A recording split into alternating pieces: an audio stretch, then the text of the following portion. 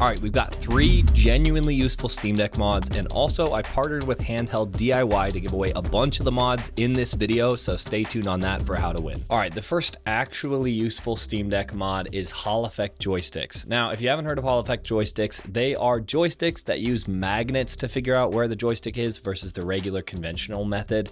And then what that gives you is it gives you increased accuracy and an overall smoother experience, but it also gives you a lot longer of a useful lifetime, in part because they are much less prone to stick drift. Another thing this increased accuracy gives you is that you can dramatically reduce the dead zone. The dead zone is basically a circle in the middle of the joystick where the joystick, even though it senses it's moving a little bit, it won't register as a movement so that the stick doesn't drift. We've all experienced controllers where even though the sticks are dead center and you're not touching them, your character is walking slowly off the screen, and that's what stick drift is. And Hall Effect sensors are much less prone to stick drift. So because they're less prone to stick drift, you can then dramatically reduce the dead zones, which makes them feel like they have lower input lag and they feel more accurate. I was able to reduce my dead zone from around 8,000, which is the stock setting on the Steam Deck, to around 3,000, which still felt totally comfortable to me.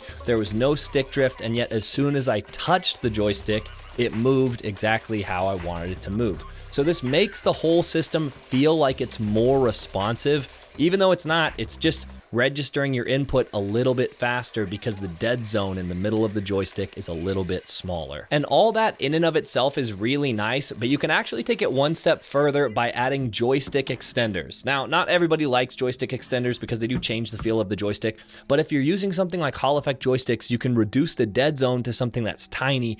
And then when you're using a joystick extender, you don't have this massive area in the middle where there's no movement because the dead zones are small. So now it makes the joystick extenders feel even more useful, and that allows people like me who have pretty bad thumb mobility to get a lot more precise with their aiming on controllers. I'm not saying this is for everyone, but if you're someone like me who prefers that extra long joystick because your thumbs don't move that well, here's a great way to do that. As far as the actual process of replacing the joysticks, companies need to be taking notes from Valve. Valve has done a remarkably good job at allowing users access inside the devices and making it easy and understandable to know what are you actually doing in there. After removing the backplate, which takes just 8 screws, the joysticks are clearly labeled with 3 screws each, and they even have nice lettering that's showing right and left so you know what you're doing. And you take out those 3 screws, you disconnect this ribbon cable, and that's it. The joystick slides right out. You can pop your brand new Hall Effects joystick in there, screw it down with the 3 screws, reconnect the ribbon cable, and you're done. That's the entire process. And if that seems like it's too good to be true, that's because we have been conditioned from companies like Sony and Microsoft that joysticks are not something that should be replaced and not something that is replaceable, and that is absolutely ridiculous. If you try and replace your joysticks on your PlayStation 5 or on your Xbox controllers, you are going to have to jump through a lot of hoops, and that is a problem because they're not using Hall Effect joysticks, so they are more prone to breaking and stick drift. Whereas the Steam Deck, on the other hand, even though it's an entire computer, not just a controller, they still make it ridiculously easy to swap out the joysticks. And if we want to know the truth behind why Sony and Microsoft make it so difficult to replace their joysticks, even though it should be from a hardware level, it should be trivial to do that. Their engineers should be able to do that no problem. The reason why they do it is because they're greedy and they want more money, and it's better for them if you just buy a new controller instead of fixing your old one. So that's why they do it. So hats off to Valve when they do stuff like this, and to other companies who do stuff like this, and we need to be praising them when they do it because we as consumers want repairable devices. Even if you don't want to repair your device, people around you want to repair your devices, and that'll keep the overall costs of things lower for us consumers. So hats off to Valve for allowing this device to be so repairable. Another easy to do mod that you can do on your Steam Deck OLED is to change out the backplate. This backplate that I have right here changes out the color into this transparent purple color, which reminds me of the old school Game Boy colors, which I really like.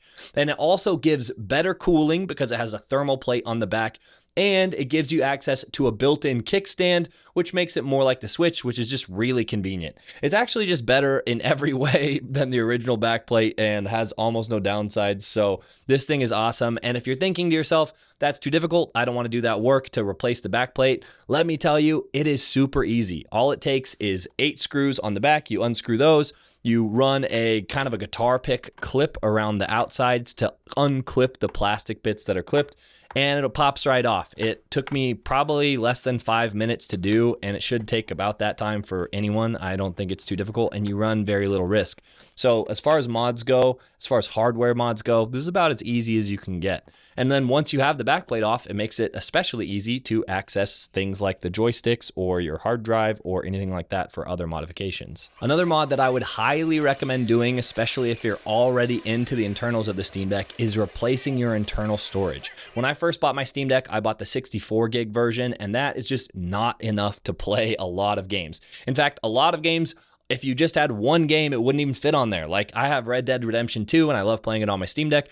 And I think that one, the game files are over 100 gigs. So you can't even load up Red Dead on the internal drive of that low storage Steam Deck. So I would highly recommend replacing your internal storage.